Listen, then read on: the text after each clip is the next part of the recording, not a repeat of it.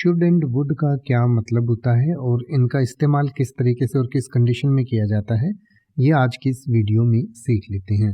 Should and would जो है वो मॉडल वर्ब्स हैं इंग्लिश में, और इनका अलग अलग मीनिंग जो है एक्सप्रेस करने के लिए इस्तेमाल किया जाता है। तो सबसे पहले शुड की बात करते हैं।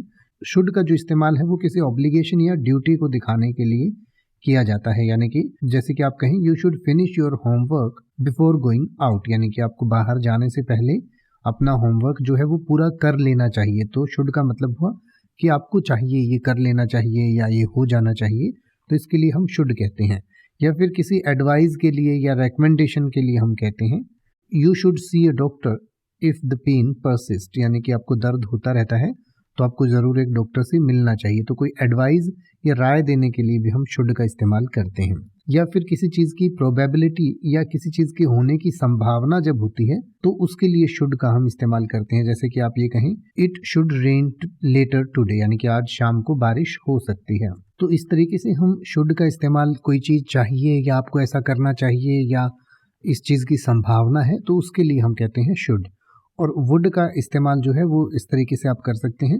एक तो सबसे पहले कोई कंडीशनल स्टेटमेंट होती है, यानी कि कोई कंडीशन आप लगाकर या कोई शर्त के साथ कोई स्टेटमेंट देते हैं तो आप उसके लिए वुड का इस्तेमाल करते हैं। जैसे कि आप कहें if I had more time, यानी कि मेरे पास अगर ज़्यादा समय होता, I would travel around the world, तो मैं पूरी दुनिया घूमता या पूरी दुनिया को ट्रैवल करता। या फिर आप पोलाइट रिक्वेस्ट और ऑफर्स के लिए भी आप कर सकते हैं, यानी कि पोलाइटनेस के साथ किसी को कोई चीज़ आप ऑफर करना चाहते हैं या कोई रिक्वेस्ट करना चाहते हैं तो उसके लिए वुड का इस्तेमाल करते हैं। जैसे कि आप ये कहें would you please pass the salt, यानी कि क्या आप कृपया नमक पकड़ा देंगे।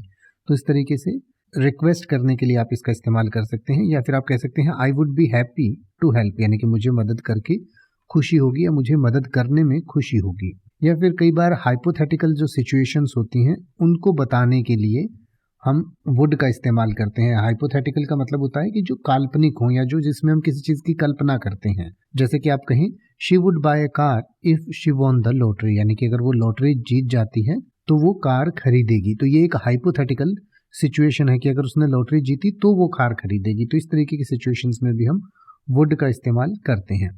तो इस तरीके से वुड और शुड का हम इंग्लिश में इस्तेमाल करते हैं और इसका इस तरीके से हम मतलब निकालते हैं।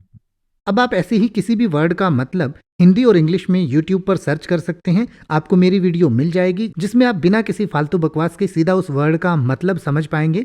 तो ऐसी ही वीडियोस को देखते रहने के लिए चैनल को सब्सक्राइब करें और बेल आइकन को प्रेस करें।